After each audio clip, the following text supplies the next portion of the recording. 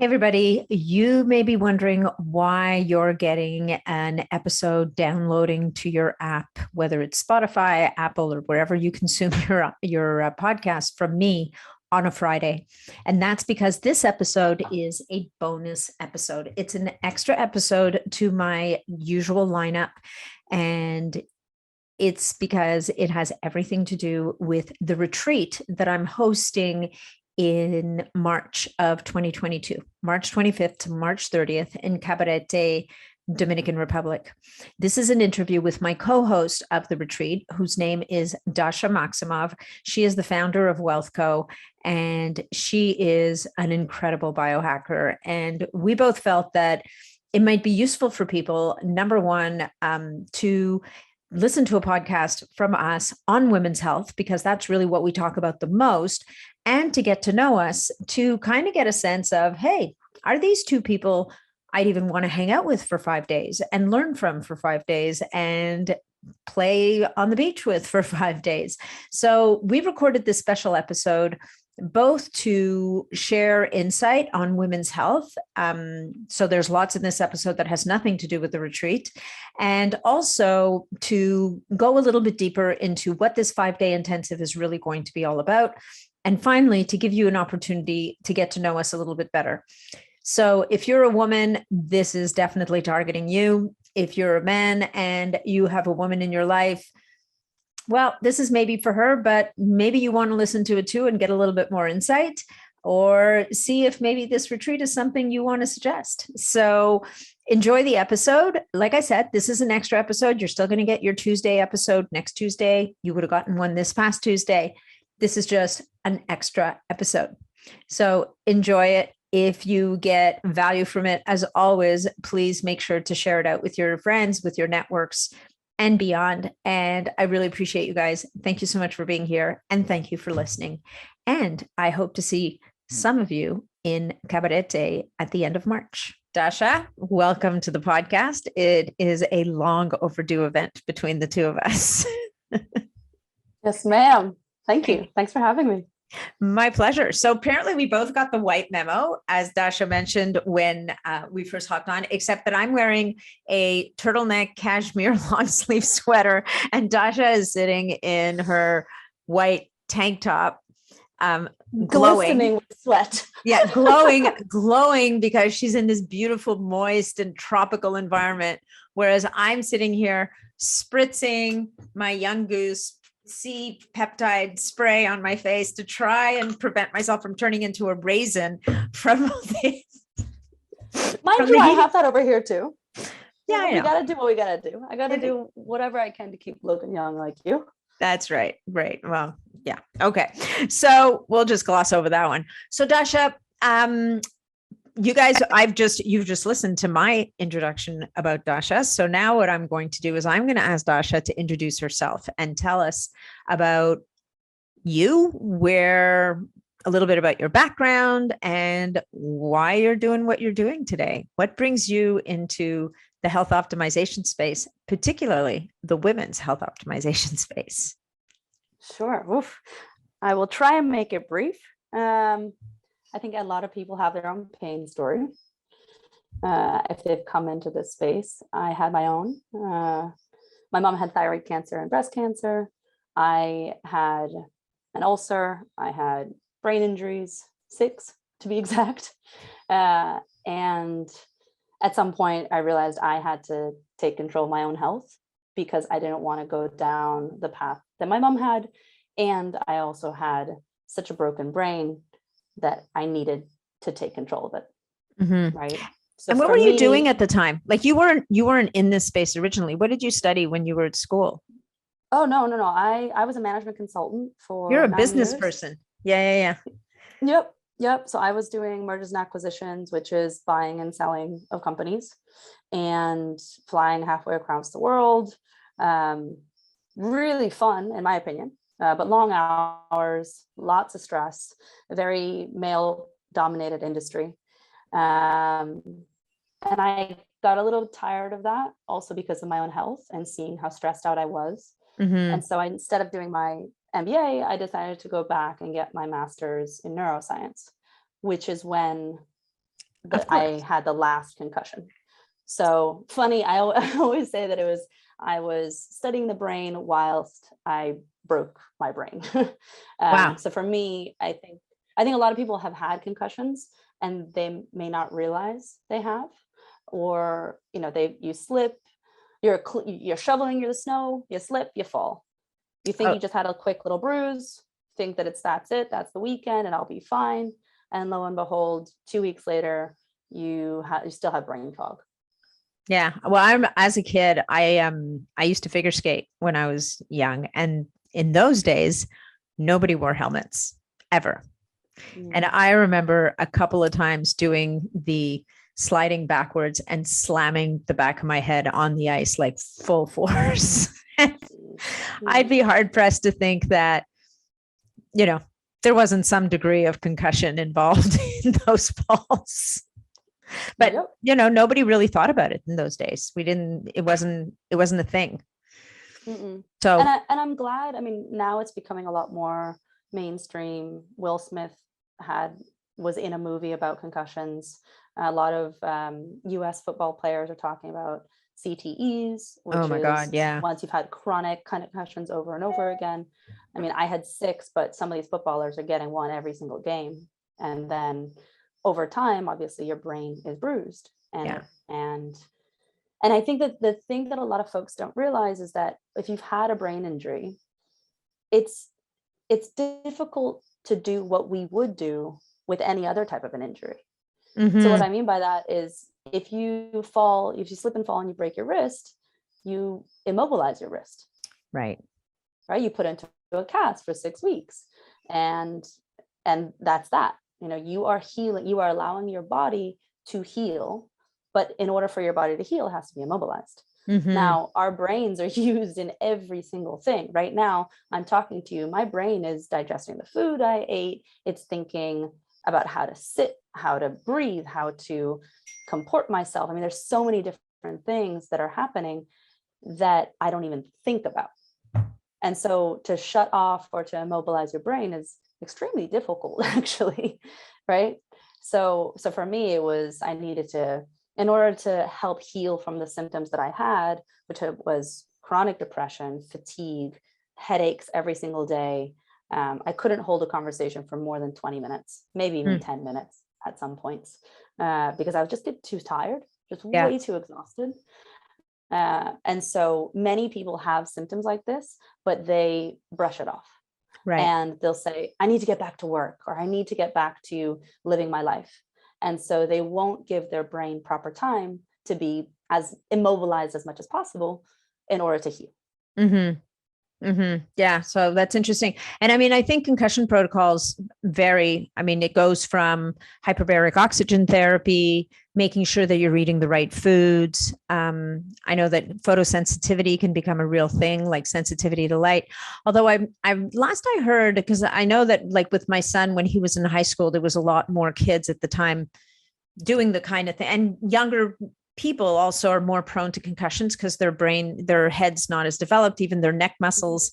We talk about this here around hockey and football, like their musculature to support their head is not as developed as it even is in an adult. But a lot of those concussion protocols have evolved over time. And sometimes there's an active healing, but it's very deliberate and very intentional. And it definitely doesn't involve sitting and watching TV or being on a computer or reading a book.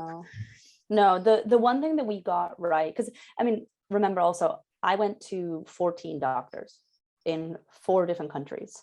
Like I went hard with the doctors. I tried the different specialists. I tried vestibular therapy. I tried osteopathy, craniosacral, different light therapy, different eye therapy. I mean, I went at it hard because I was so lost, lost without a brain kind of. So the one thing that I would say is absolutely for sure. And if people are interested in learning more, if you need any help, just reach out to me, because for me, I didn't have the information available to me, and I didn't know I didn't know where to turn to. And when you go to the doctors and they say your labs are fine or your tests are fine, but but you don't feel fine, then that's also a version of a test, right? Sure. So from the one thing that we got right all along was try and diminish lights. That for sure is a protocol that we've been saying through and through for decades. Mm-hmm. That also means computer screens. That also means TV screens. That means getting off the phone, because the flicker, and if you don't believe that there's flicker in lights, just take a video with your iPhone. You and I have done this, right? Remember that I talked about it. Yeah, I shot a video. You see the flicker on the video. Oh my God. I shot a video of making a smoothie in my Vitamix in my kitchen. And I think I showed it to you, and all I could see was the flicker in my lights. I'm like, holy jumping, like, this is terrible. And so for a concussion patient, that is an annoyance to the brain. That's just it's noise. It's like noise. Yeah. It's like pinpricks almost. And so, get off the phones, change the lights, turn off any lights that are above your head, right? Prioritize sleep, get the omega-3s in, look at Michael Lewis's omega-3 protocol. Sleep is a fantastic thing, because that is the closest that our brains can get to being turned off. It's not where, we aren't. For me, the hyperbaric chamber was a game changer, absolute game changer. So if that's a possibility, then look into that. I think you've interviewed Scott Scher on here as well. I have. His stuff is incredible. And a lot of it is also, people think that hyperbaric, you have to do the hard chambers, but in reality, the softer chambers, the lower pressure. So we're talking the 1.3 ATA instead of the 1.5 and higher. They can be beneficial, right? For a concussion patient. Marijuana use is actually pretty good for concussions. So is psilocybin use, obviously, with direction and things like that. But it's nice to see that we are becoming more advanced in some of these things that we can do for our brains. But I digress a little bit in terms of my story. Yeah, that's okay. So brain health caused, or the lack of a brain health, I guess, because I was so stressed and because I didn't know what was happening, it caused the balance to be disrupted within my HPA axis, hypothalamus, pituitary, adrenals, and my hormones to go off the charts, right? So that's when I started looking more into hormones, looking into more female health, looking up the chain to thyroid. Now, if you remember in the beginning, I was saying that my mom had thyroid cancer, had breast cancer. So for me, that's where it started linking and saying, all right, wait, I really need to start thinking about health, not just as health overall, but start to say, okay, what is the distinction between me and others? And that is how I view the world. And our hormones are the things that kind of show us how we view the world, right? Hormones are not just the sex hormones. So you have the sex hormones, obviously, which is a big part of life. But we also have satiety hormones. We have leptin, we have ghrelin, we have melatonin, we have, the things on whether we're sleepy, whether we're awake, whether we're excited or exhausted, whether our cortisol is on par or is on point, right? Whether we're feeling, the emotional roller coaster that we also see people going through because of hormones, or rather a lack of balanced hormones, is quite intense too. Yeah. So I'm sure a lot of your listeners have thought about hormones, but if not, and if any of those symptoms are coming up, it might be worthwhile looking into it. For sure. So you had your brain injuries, you went back to school, you did advanced studies as neurophysiology, which is what everybody does who gets a concussion. Of course, they go back to school. So I was doing my master's in neuroscience while I got the last brain injury. So I had to stop the program, unfortunately. Okay. All right. Just to be clear, because I don't want anybody, misinterpreting. Okay. So in any event, and fast forward to, I don't know how many years ago it is that I first started to see, well, the first time I ever heard of you, you were organizing I can't remember what it was called. Was it the Biohacking Summit in London? And that was the first time the name Dasha Maximov kind of hit my radar. I was like, who is this Dasha woman? And you were organizing the Biohacking Summit in London. And then the next thing I heard was this company Wealth Co, which is your brand still, and very much devoted to women's health and women's health optimization. And so why don't you take us along that path? So you had your final brain injury, you had to, heal your brain, the whole 9 yards. This opens your eyes. You somehow decide that you're going to organize this massive biohacking conference in Europe, which is like super amazing. And then I think after that, you were maybe coming out of that, or maybe it was simultaneously, is where you really kind of picked this direction of women's health optimization. Is that? Yeah, that's exactly it. So the summit in London was fantastic. It was eye-opening to see this biohacking and health optimization space. It was beautiful. I mean, so many alternative health practitioners, people who are interested in it, people who are finally saying, I'm not necessarily going to believe the folks in the white lab coats. I want to know for myself, right? This N of 1 idea. And it was 1,500 people. We had 40 speakers, 50 exhibitors. I mean, it was 2 days. It was incredible. It was incredible. And yet we had 3 women as speakers, and none of them spoke to female health. Yeah. And so I started looking more into that, and there's more details in the story, but fast forward, Wealth Co stands for Women's Health Community. And the intention and the idea here is, how do we as women come together to learn more about ourselves as kind of women's physiology, and via wearables, via data that we're collecting through all of the stuff that we all have, and be able to have a space that's science-backed, evidence-backed, right? This is not just, oh, I heard this works for this. No. Have you tried it? Show me the data, right? Show me what works for you. And I think it's a brilliant time for this, because just a little bit of like a history lesson, right? In 1977, right? 1977, it's a while back, the FDA had a policy that excluded women of childbearing age from clinical trials.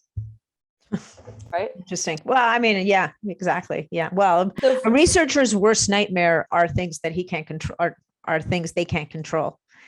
Yep. Women's hormones are notoriously. Exactly. So I don't fault any of this, right? I don't fault any of this. It's just something to say in terms of women's science, so we're all on the same page, right? Yeah, absolutely. The 1977, women of childbearing age not allowed in studies, right? So that means that most of the studies that were done on breast cancer prior to, around the 1970s, 1980s, would not have included women. What were they done on? Fun fact, like right? Mice? On men. What? You can still have breast cancer in men. Well, I guess, but. Correct. So it starts, this is where the story starts to get interesting, starts to unravel, right? Same thing. Women were not included in the pharmaceutical drug trials for things like Ambien, right? So if you look back on the history of Ambien, for example, we see that we as women, we metabolize things slower. Our liver digests it slower. So in the 1990s, there was a huge scandal showing that women still had Ambien in their system at 8 a.m, the following morning after taking it, right? And they were falling asleep at the wheel. Wow. And so the court case had to say, okay, you know what, cut that in half, women, because we did not include you as part of the phase 2, 3, 4 clinical trials about this drug, right? So then moving forward, in the 1980s, they finally established a policy saying that we encourage researchers to include women in their studies. And then finally in 1993, they said, you must, right? Okay. So you must include women. So 1993, we're now in 2022, right? So it's not that far back. But I think for me, what I love about this space and this area of women's health optimization, women's biohacking, femtech, right, is that now we finally are in a good place and a good time when we've got the interest of people who can invest in some of these companies, right? We've got the communities like WealthCo around and available to say, hey, look here, try this. We've got people saying and backing it up with data that they finally have. Because again, also the first kind of data that we saw on women for HRV was, I think, in 2018. Wow. That's right? recent history. Yeah, no That's kidding. Really recent. So it's a beautiful time, I think, right now to see how women are supporting each other, right? In things like what we're doing. There's so many others out there as well. And then companies are coming and saying, yeah, actually, this is really curious. This is really interesting. We want to know how fasting is impacting you if you're premenopausal, postmenopausal, if, should you be fasting if you're trying to get pregnant, or if you're breastfeeding.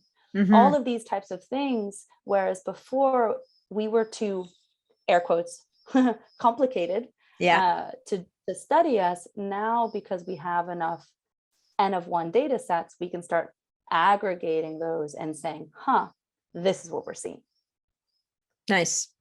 Yeah, I love it. And I love the piece about, how we're now seeing women in positions of authority in the space as well. So an increasing number of women authors, doctors, researchers in this space who are really kind of picking up the mantle, if you will, and leading the charge on a lot of these issues, whether it's, to your point, hormone balance or nutrition science or supplementation, or, and in the biohacking space, which is the space that we're both in. And, everybody people are having a complicated relationship with the word biohacking. I kind of love it, hate it, love it.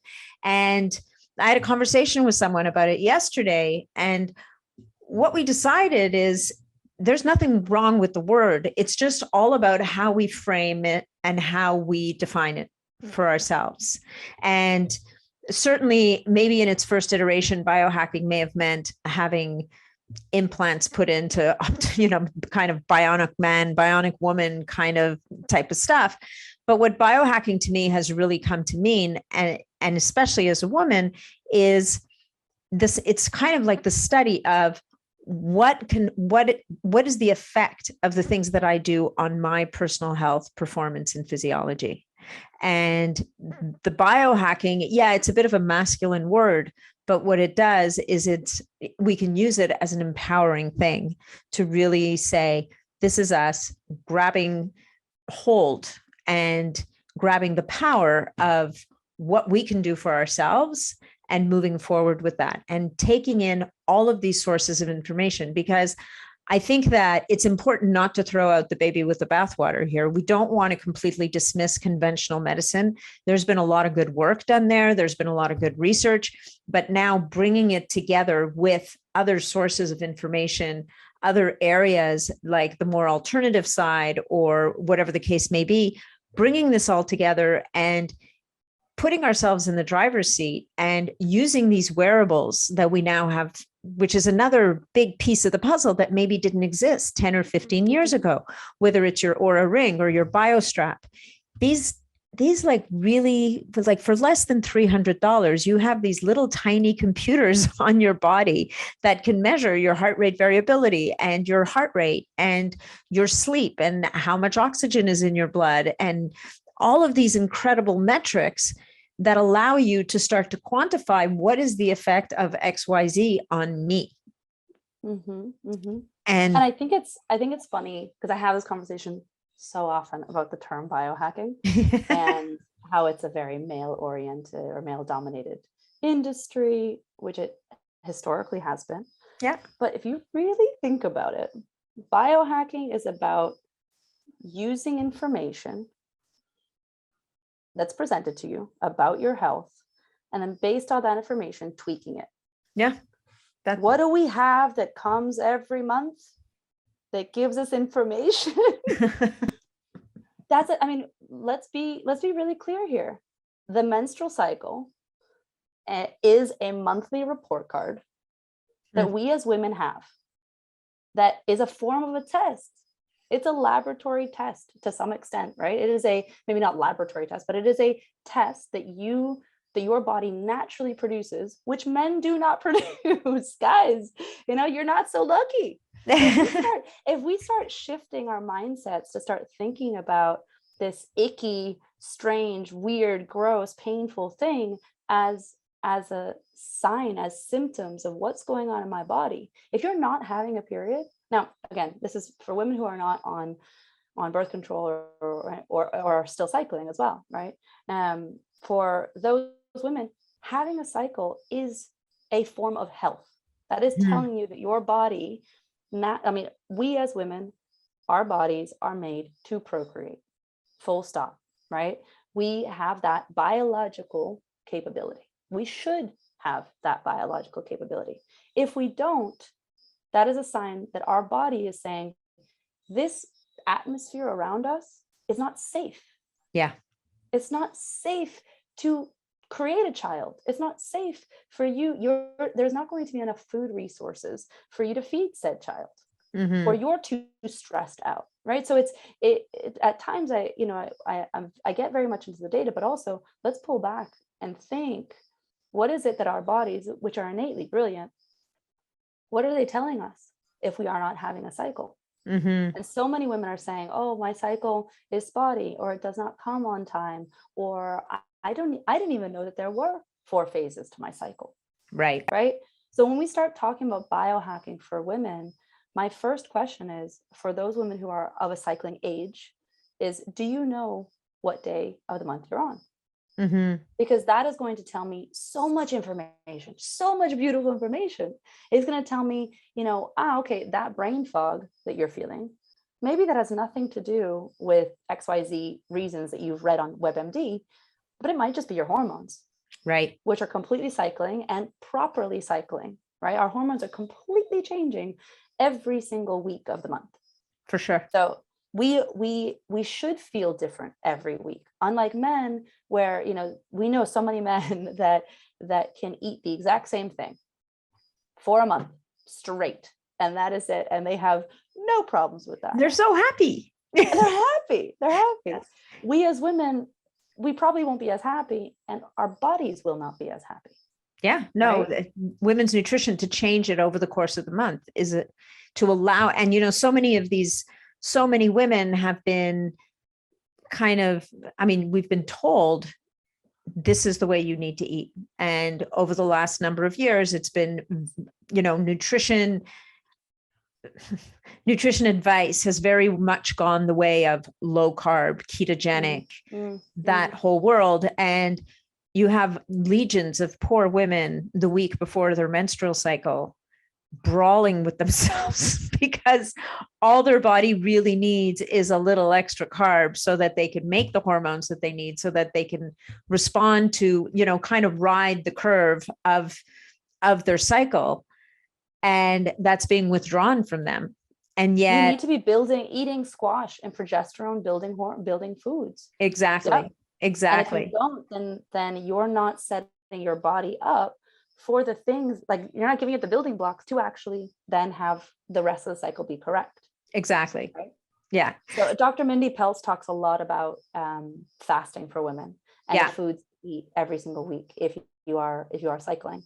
And it's just brilliant. It's absolutely brilliant. We as women, she talks about how if you want to do the longer term fast, fantastic. But don't be pushing yourself unnecessarily to be doing these fasts to keep up with the boys. Well, and pick your time. Because we should be picking our time. Yeah, exactly. There's a time and a place. Yep. Every week is, it's not every week that you should be doing the long-term fasts. And for me, for example, I was pushing myself like crazy. And it was an egoic thing of, I can keep up. I can do this. Look at me. I can do this. I'm tough. In reality, my body was saying, why are you doing this to me? Let me be. And it's interesting because we are seeing so many things like Hashimoto's and thyroid problems, right? And it's because we are too stressed as women. We are taking on too much stress, and that works its way up, and that ultimately ends up in us having thyroid problems. A lot of the thyroid problems are caused by that. Right. Well, and or, coming together with autoimmune issues. So imbalances in the immune system, imbalance in the gut microbiome, which can lead to imbalance in the immune system. I mean, stress leads to gut microbiome problems. So exactly. If we're overstressed, if we're trying to be all to all things, there's a book called Rushing Woman Syndrome, which I keep on telling you about, which I think so many people need to read because it's what we are. We are all rushing around trying to be everything to everybody. Yeah. Rushing women syndrome. Not to be confused with Russian woman syndrome. No, not the Ruskies. No. So, all right. So as women, pay attention to our hormones. Nutrition needs to be built in as well. And, I think what's interesting about women also is that at different times of our life, when we have different priorities, we have different needs. And for us as women to kind of get our heads around that and understand that at my age now, so I'm way beyond menopause, what my body needs and the best way to nourish my body is not necessarily the same as it was before menopause or when I was pregnant with my son or in those reproductive years. Like, I think, and so often, like,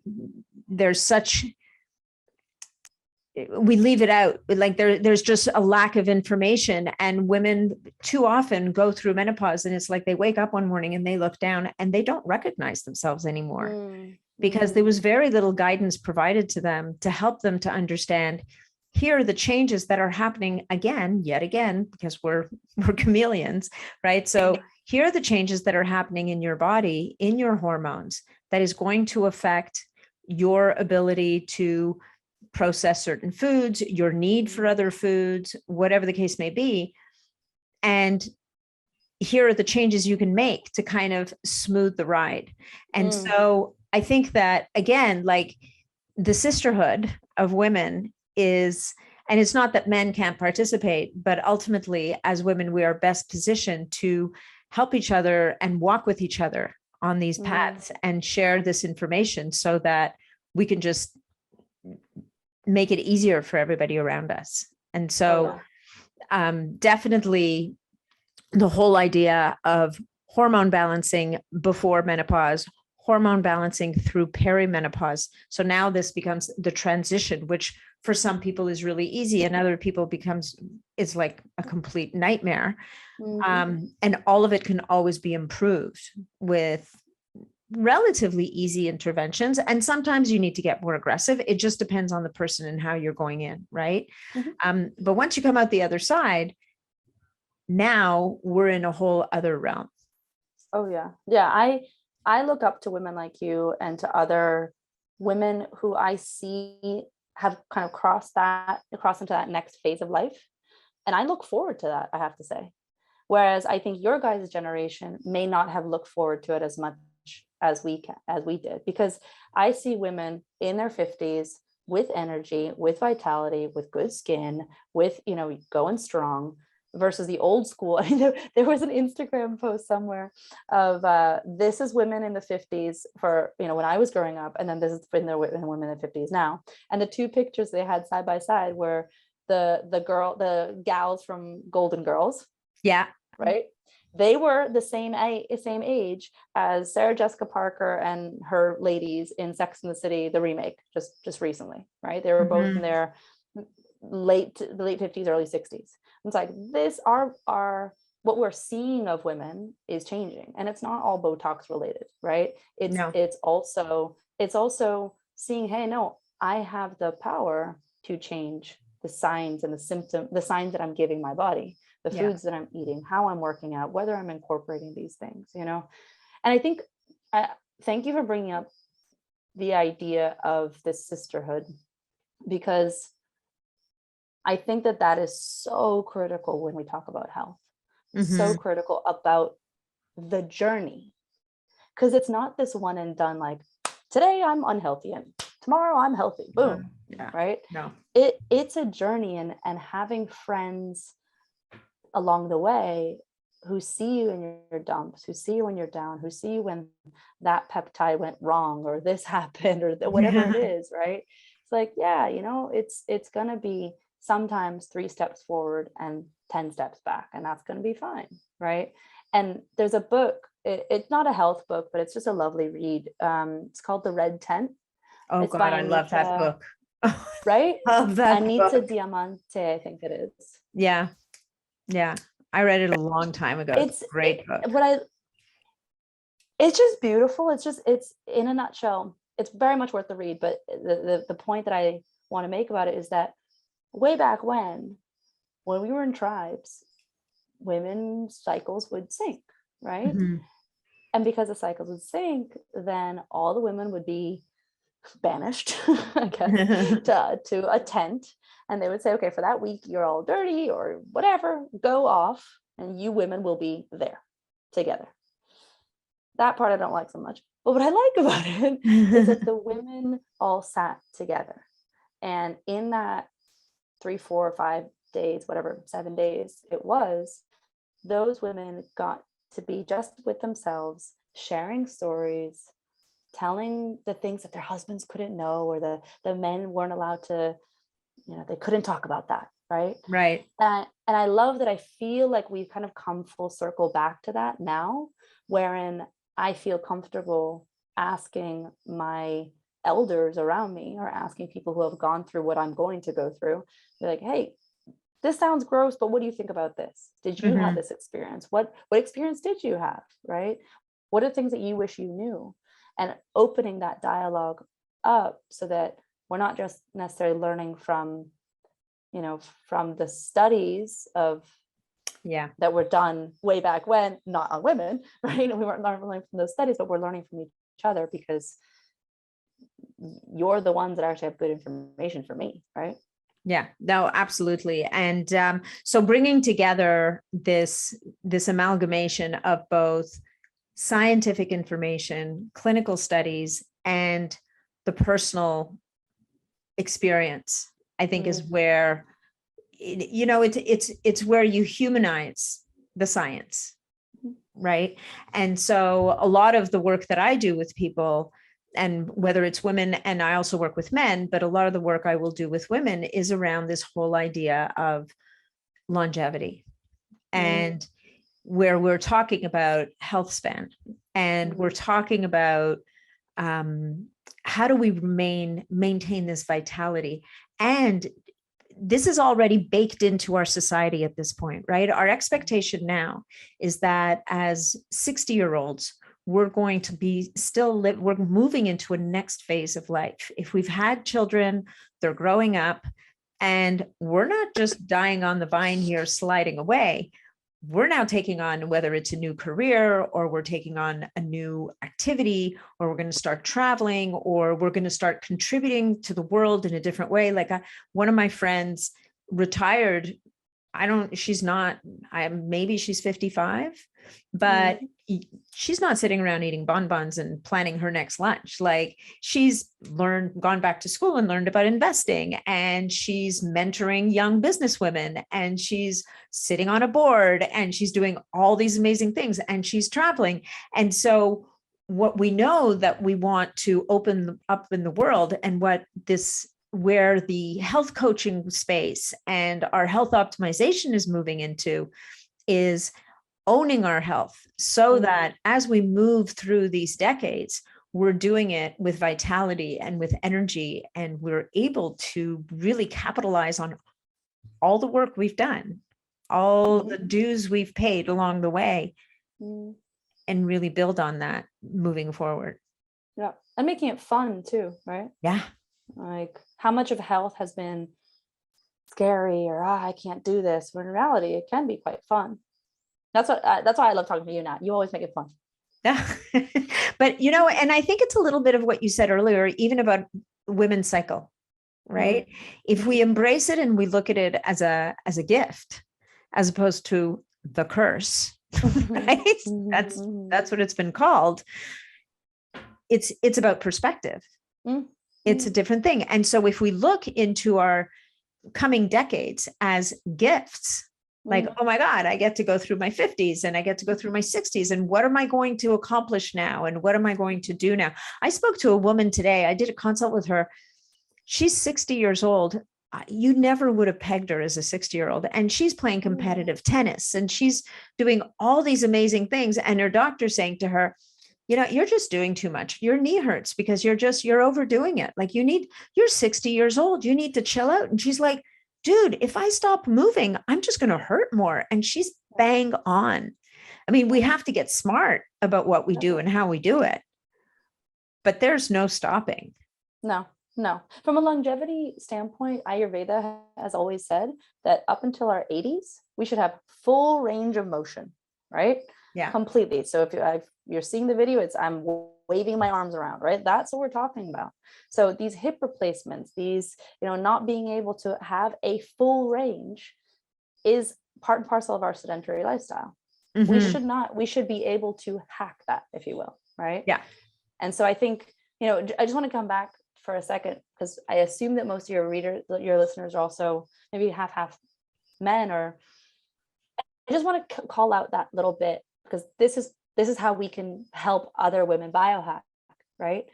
Which is if we start looking at it as this snapshot, right? A report card every single month, then you as men, if you're listening and you're a man, how can you support women, right?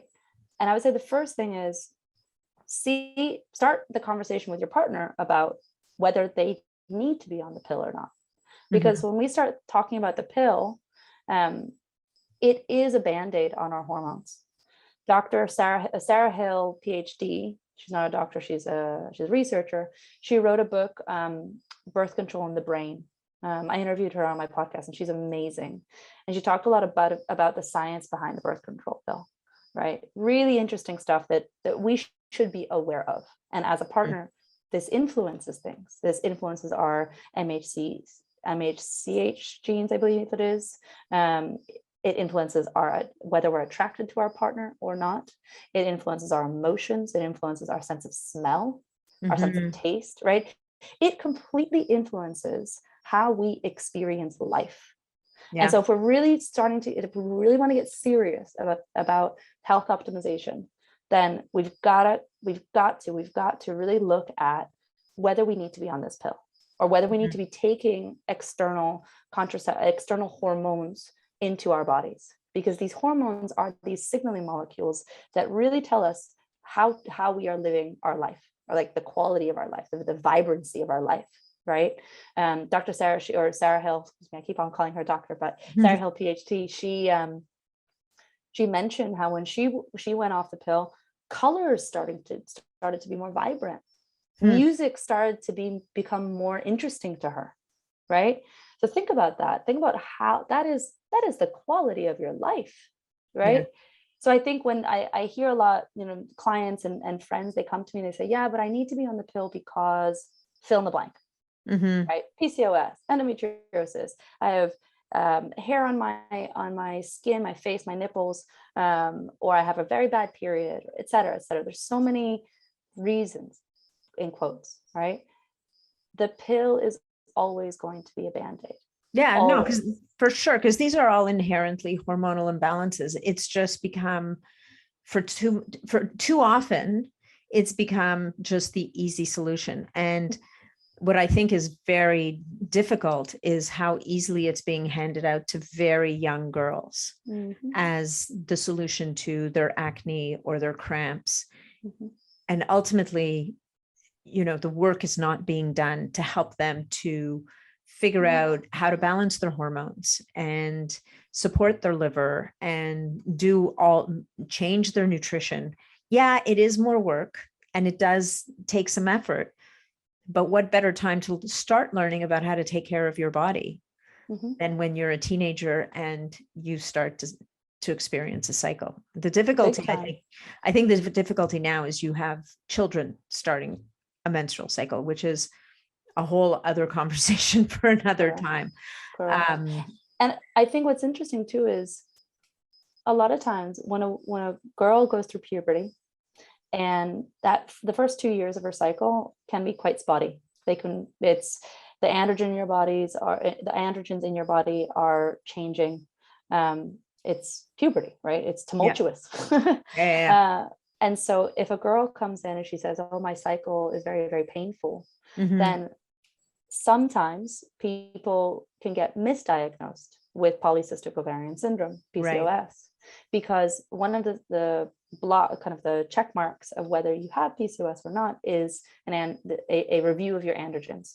And so funny enough, you're going to have high androgens for a little bit when your cycle is just starting, but then it's going to level off if we allow nature to do its thing, right?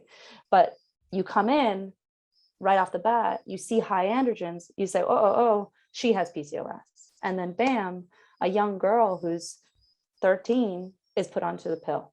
And she's on the pill for 20 years, let's say, right? And then decides that she wants to have a child. Well, her body for 20 years, since age 13, up until, let's say, again, 33, for 20 years, her body has had that Band-Aid on it. And women's brains continue to evolve until around age 23, 25, right? So think about how your hormones from age 13 to 23, they're changing the brain chemistry. Yeah. And estrogen is a huge brain hormone, which we often don't talk about, but any woman going through menopause can tell you, right? Menopause brain is a thing, because as you lose estrogen, your ability to think and remember starts to tank. So, it's at all these different touch points, right? But I guess in my practice, and I think in the work that you do as well, we tend to focus, certainly I tend to focus more my energies on women that are generally over the age of 40. And this is where women are moving into this period of life where they're looking ahead.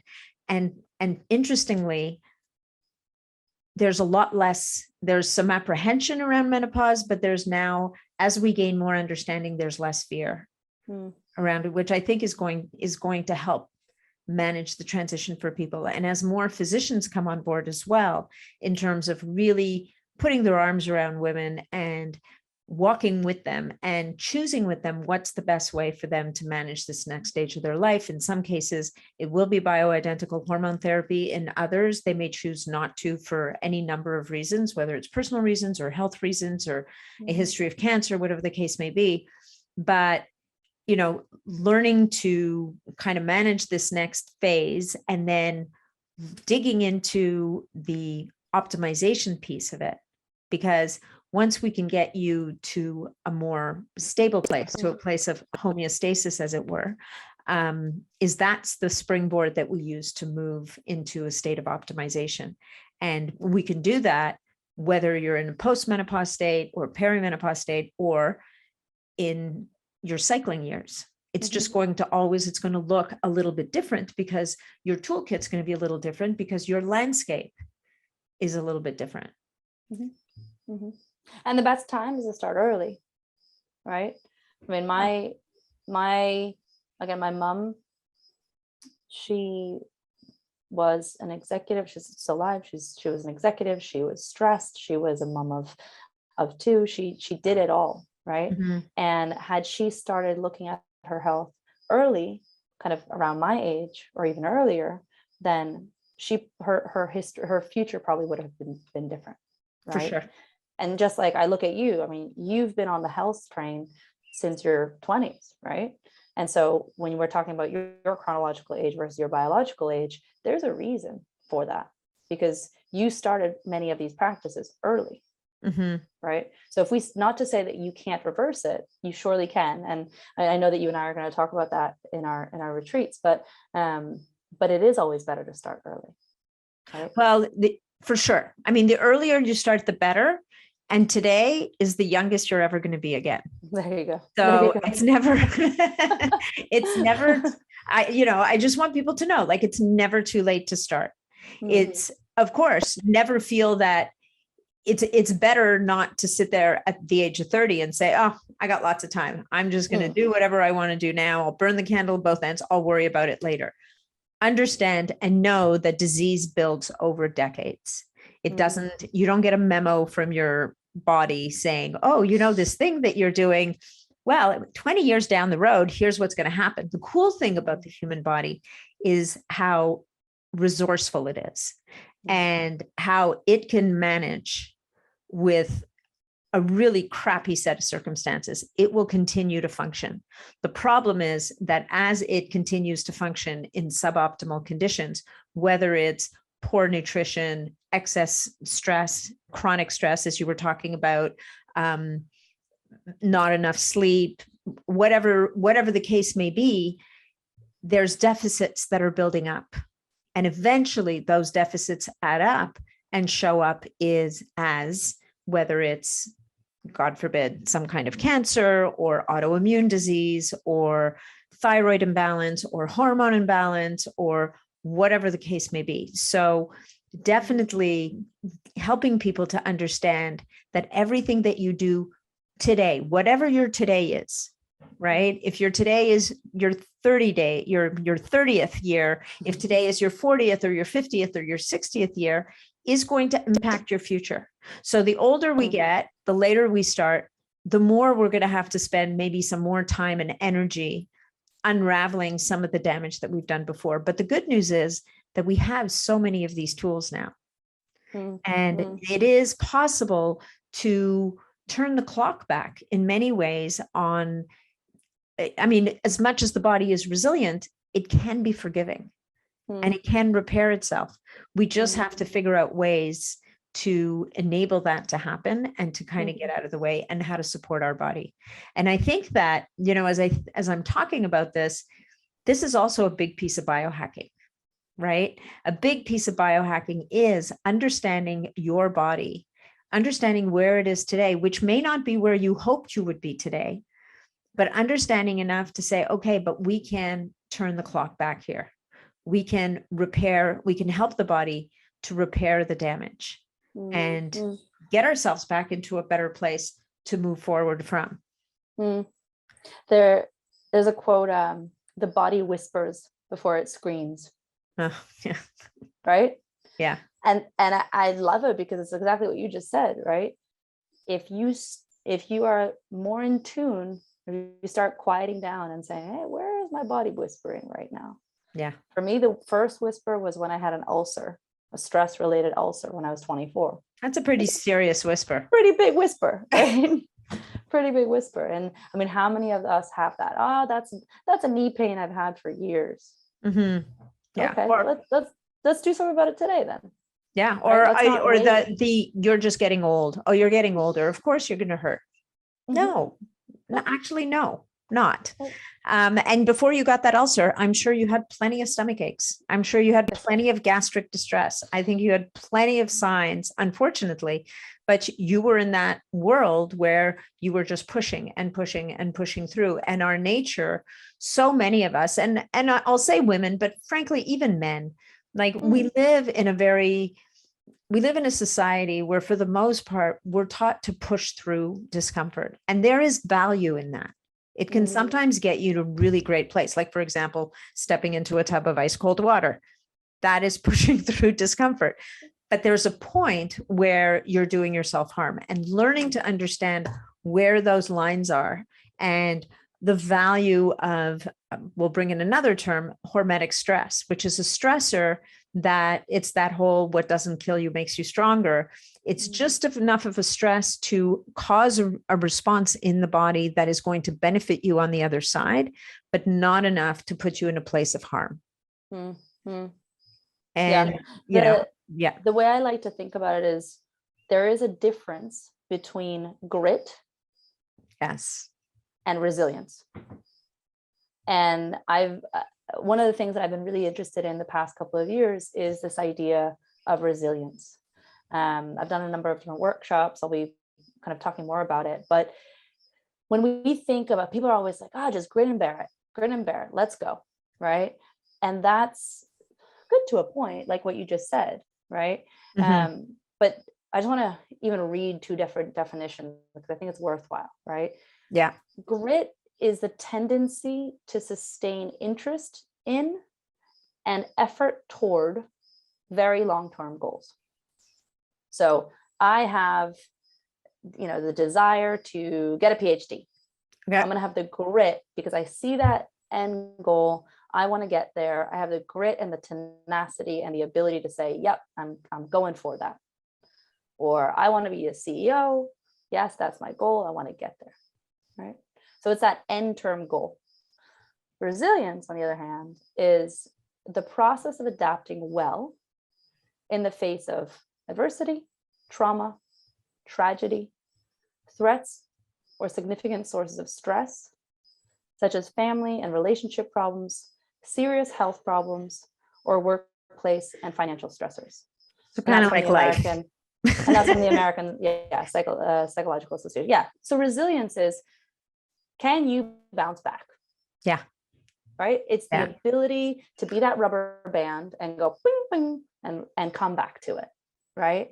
And I think it's worthwhile to talk about because right now we're all under stress. I mean, how much kava is everybody drinking, right? You're drinking it, I'm drinking it. How many peptides, all these things to help us be, or adaptogens, right? Be less stressed. Mm-hmm. But the question becomes, how do we see stress come at us and say, okay, great. I see you. You're going to come. I'm going to wipe it off. I'm going to not let it stick to me. Mm-hmm. And I'm going to continue forward. Yeah. I'm going to have the ability to say, yeah, okay, that was a bit stressful. I got through it. Kudos. And on we go. Right. And I think when we're talking about resilience, and it's not a man versus woman thing, right? But women seem to when a lot of women seem to have this resiliency of moving forward, because there's emotional resiliency, there's mental resiliency, there's physical resiliency, right? There's different types of resiliency, and there's different tools that you can even start kind of bringing into your toolkit to help you grow your resiliency, because it's a muscle. Yeah, it's a muscle, right? Sure. You're able to say, yeah, I wasn't as resilient a couple of years ago, but now I am. Now I can handle this, right? Mm-hmm. Many women that I speak to who all of a sudden the past 2 years have become stay-at-home working moms, are like, wow. Yeah. Right. Yeah. 2 years ago, I never would have thought that I could have handled my two children at home and had a full-time job and be able to, still do the duties at home, for example. And now they're running around. It's like, yeah, this is their new normal. They're perfectly fine doing it. Yeah. Right? But let's be clear, it's taking a chunk out of people for sure. I mean, for sure. I think part of it is we don't know what we're capable of until we're put up against it. But I love that you brought in the resiliency and the grit, because to some degree we need both. We need a balance between those two qualities to get us to where we want to go, whatever it may be. Grit being the ability to have that tenacity, but at some level you also need resilience at the same time, because when we look into nature, the tree that lasts the longest is going to be the one that's able to bend and go with the wind, as opposed to the one that's much more rigid. Mm-hmm. I think grit is the engine, resilience is the oil. Nice. Right. Nice. Ooh, like that. Right. You need an oil change every once in a while. You need to go and take a vacation. You need to turn off. You need to, go and blow off steam, whatever that means for you. Exactly. Which brings us, maybe that's a really nice segue to our next topic. Did you plan that? No, I actually didn't. That is an amazing segue, Ms. Dasha. We all need an oil change. I think it's time for an oil change after the last 2 years that we've all been through. It's time for a reboot and an oil change. And so a big part of one of the things I'm most excited about, one of the projects I'm most excited about that I'm taking on in 2022 is co-hosting a retreat with you in the Dominican Republic for women. And I think that the idea of taking people away, moving them into a space where the environment is beautiful, the environment is tropical, and deep diving into everything that we've been talking about, but more so personalized to each person, that shows up for us. Going into things like biological age testing, which we touched on earlier, this idea that the body might be aging either faster or slower than our chronological age, digging into people's genetics so that we can really get a snapshot of what is it that you need, what is it that might work best for you, looking at that biological age in terms of what's your rate of aging, not as a judgment in any way, just getting a handle on what are the areas we really have to focus on for you to help you kind of get yourself to the next level. And taking that 5 days, making it experiential, having physical movement be a part of it, the nutrition be a part of it, the discussion, the connection with other women. I'm going to let you talk a bit, but I mean, I think what we've done is we've created this 5-day event that we have opened up to 11 women to come and join us and really kind of deep dive into a lot of this stuff and more things that we kind of haven't even touched on in this podcast. Yeah. I think when I did the summit and when I've gone to all these conferences, and you and I have become conference buddies to some extent. Yeah. It's amazing, right? It's super fun. And the reason is because we get in-person interaction, right? We get to try a bunch of these products that we've heard about on podcasts, on Instagram and all that.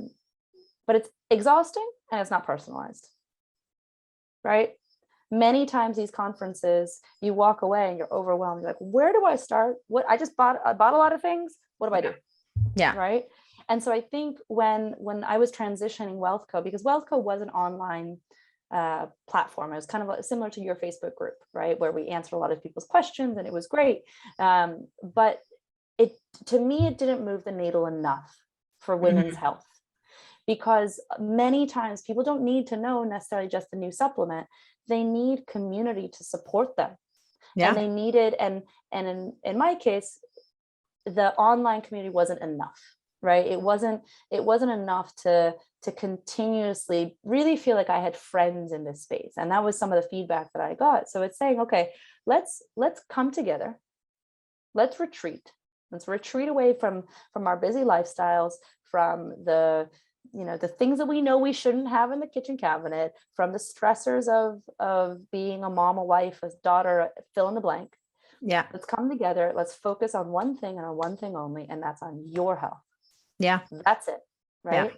And I remember when I apprenticed at an Ayurvedic hospital in India.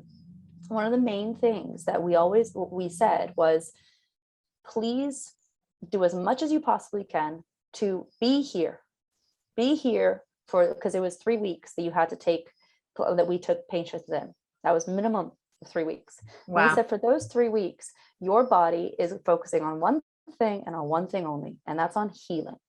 And so in this modern society, we know that we can't do 3 weeks in this case, right? And it's not a hospital, and we are not, we are not giving medical advice, but we are saying, hey, come for these 5 days. And for these 5 days, put away the laptop, put away the phone, stop calling the kids, stop doing as much as you possibly can and focus on you.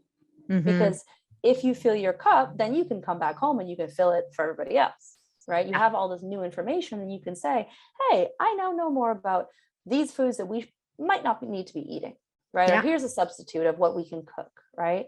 And so each of these retreats, you're going to lead the first one, which I'm super jazzed about. We have others that are coming up as well. And so the idea here is that, each retreat, and in our case, the one that we're leading together, is about longevity and resilience. And so it's tailored to those topics, right? So each day we're going to have different workshops talking about longevity and resilience. We'll be talking about, and we have a theme for every single day, right? So each day, I'll just list it off.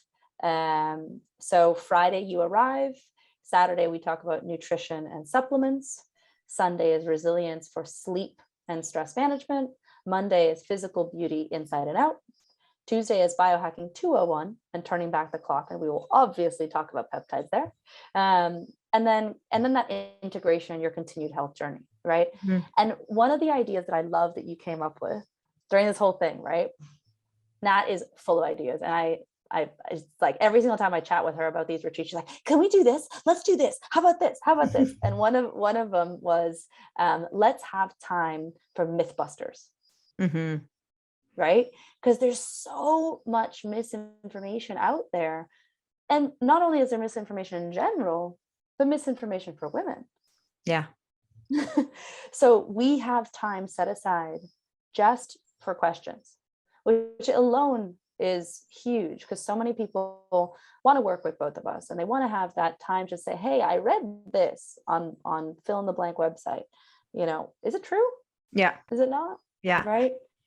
And let's not forget the hikes and the resistance stretching and the yoga and the live blood cell analysis.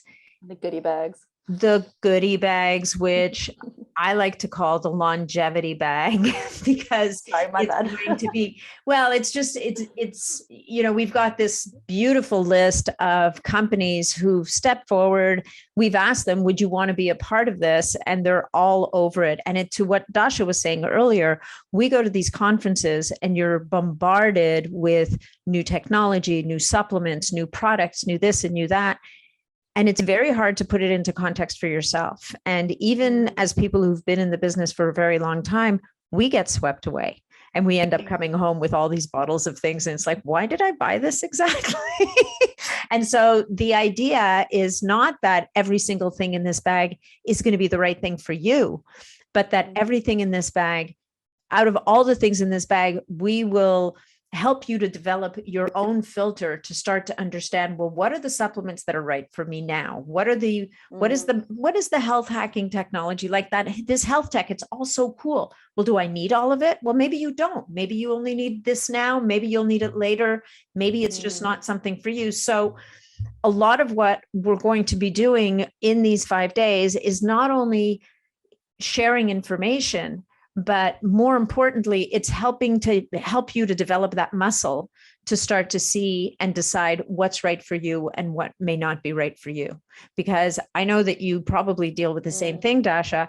I have clients who come to me and they show me, either they show me a giant bag or a giant basket or a couple of cupboards or an Excel spreadsheet of all these supplements, right? And all these products. And it's because like everybody's really compelling, you know, all the people are very good at explaining why this thing is so amazing for everybody and this and that and the other thing. And we all get sucked in and then we end up with like 1,000 things that we can't possibly use.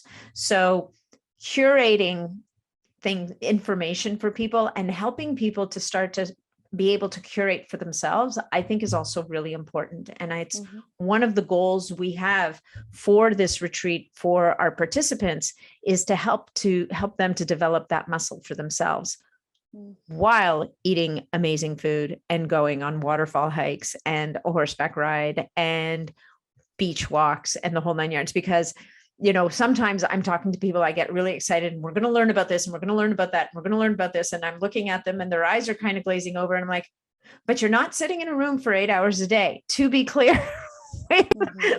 we have firm rules. Everybody's got to get out of their seat every 45 minutes and move around.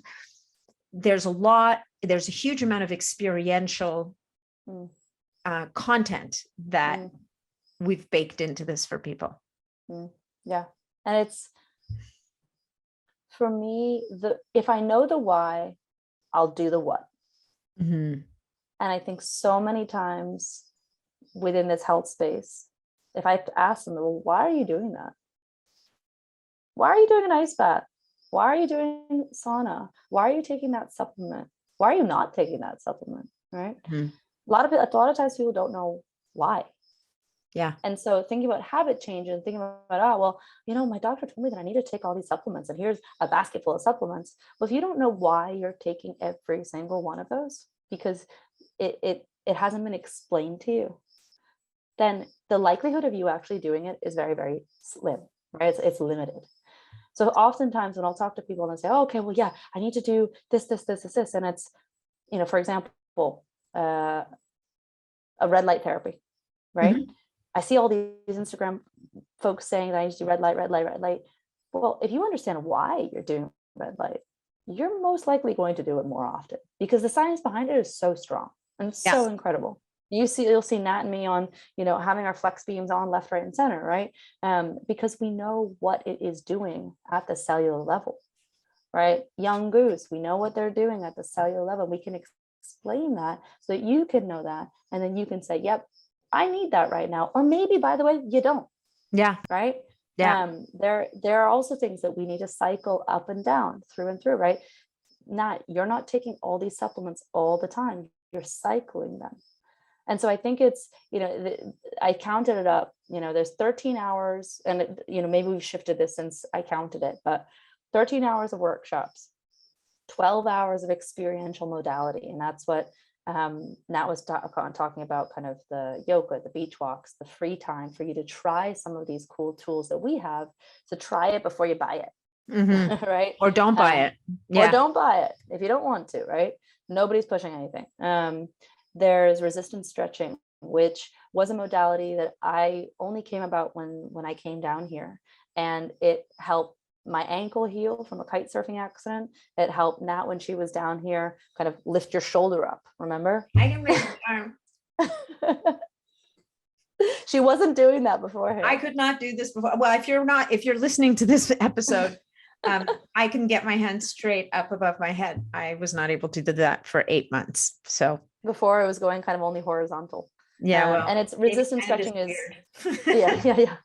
But resistance stretching is kind of using you're pushing against a therapist, and they're pushing back at you, and by doing so you're actually activating the meridian channels within inside, which sounds completely woo-woo, but once you've experienced it and you're running around like a little kid, then you'll feel pretty good. It's pretty impressive. It's a little bit like Thai massage, right? The therapist is in it with you, so you're working with and against someone. Exactly. We've got 18 hours of Q&A, Mythbusters, exploration, groups coaching sessions a week after. So once you get back home, there's that integration as well, right? So you get back home and all of a sudden you're like, wait, what did Nat say? Damn it, I completely forgot. We're going to be there to hold you. Mm-hmm. So I'm really excited about it. Anytime I moved down to Dominican Republic in February of 2021. And everybody thought I was crazy. Some people still think I'm crazy, but Nat's already come down once. I've had multiple friends come down, and usually about the 48-hour mark, I just see their shoulders completely coming down, right? Yes. They arrive and they're up here and they're stressed. And a lot of the past 2 years has been tough for all of us. And once you're here and you're waking up with the sunrise, you're grounding, you're walking barefoot, you're doing an ice bath, you're going to waterfalls, which, talk about having that waterfall on your back. Mm-hmm. Best massage ever. Yeah, no kidding. And all of it is pretty easy to get to, especially from the East Coast. So yeah, come on down. So this is an official invitation. We only have 11 spots. We have a few that have gone. But the last thing actually I want to say is that in terms of accommodations, what we have decided to do is to keep it intimate and small and stay the heck away from big hotels and whatnot. What we've done is we've rented 4 townhomes that are adorable. One of these townhomes I've actually rented for the month of November in 2022. I can't wait to go back. You're right on the beach. There's 2 bedrooms per townhome. So if you have a friend and the 2 of you decide that you want to do this together, you can each save $250. You can have your own little house. In addition to the 4 townhomes, we also have a large villa. The villa has 3 bedrooms in it. One of those bedrooms is already gone. We have 2 bedrooms left. And that villa is going to be really the central location where we host all of the events, where we do the one-on-one consults with each of you, because you will each have one-on-one time with Dasha and with myself. Because the other thing we forgot to mention is that 6 weeks or 4 weeks before you come down, you'll be running some testing, which is also included in the price of the retreat. As a matter of fact, everything is included in the price of the retreat except for your flight. So once your plane lands, you're ours. We will feed you, we will take you places, and we will just take care of you from top to bottom until the day you decide to leave. So no big hotels for us. We're on the beach and we're walking that beach every morning at sunrise. And I'm still amazed at how I pop out of bed in time for sunrise when I'm down there, no alarm needed. And then doing the sunset walk. So while we're doing that, we'll be talking about the importance of light and the right light at the right time and grounding and all the things. Yeah. I can't wait. And for those, like you just mentioned, my mom just came down. I've had different friends come down. It is extremely safe. And if you have any additional questions about really anything, we've done a couple of Instagram lives on WealthCo, on Natalie's Instagram as well. And feel free to reach out to either of us because we would love to answer any questions before you might want to join us. Absolutely. And so to get more information about the retreat, you can go to one of two places. You can come to my website, natniddam.com. There's a retreat tab at the top of the homepage. You can click on that. That'll give you a little bit of information, and that'll send you, if you want to dig deeper, to WealthCo. And I don't remember the URL, Dasha, so maybe you can tell people what the exact URL is. It's a long one, but it'll take you there. You can go to wealth.community, so whealth.community, and then click on intensives. And once you click on intensives, Nats will be the first one up. Okay. So you can see the different rooms, you can see some of the schedule, you can see some of the other things that are included. And then the only thing we ask is that it's a very quick application because we want to make sure that this is also the right fit for you. Yep. We are not accepting everybody. We do very much from the very beginning, we're making sure that you are getting what you need at this point in time in your health journey. Absolutely. So the deadline for signing up is February 15th. And that's really just so that we have enough time to get you the testing kits and you can get those tests done. The actual retreat is March 25th to March 30th in Cabarete in the Dominican Republic. Oh, yeah. And I think that's about it. I think we covered all the things. Oh, you and I can talk for hours more, but we could. But we're going to let people go here. So again, any questions, let us know. I'm going to try to have this episode posted. You'll probably be listening to it the week that I'm going back to the Dominican Republic for a late January, early February break. So you'll probably be listening to this the last week of January. So that gives us another 3 weeks to fill up our spots. And we really hope to see you there. Anything else, Miss Dasha? Just hope you enjoy some. No, I got nothing. Just come on down. Just come on down. Just come down. All right. Thanks so much for being here. Thank you, Dasha. Thank you. This was great. And I'm looking forward to seeing you next week.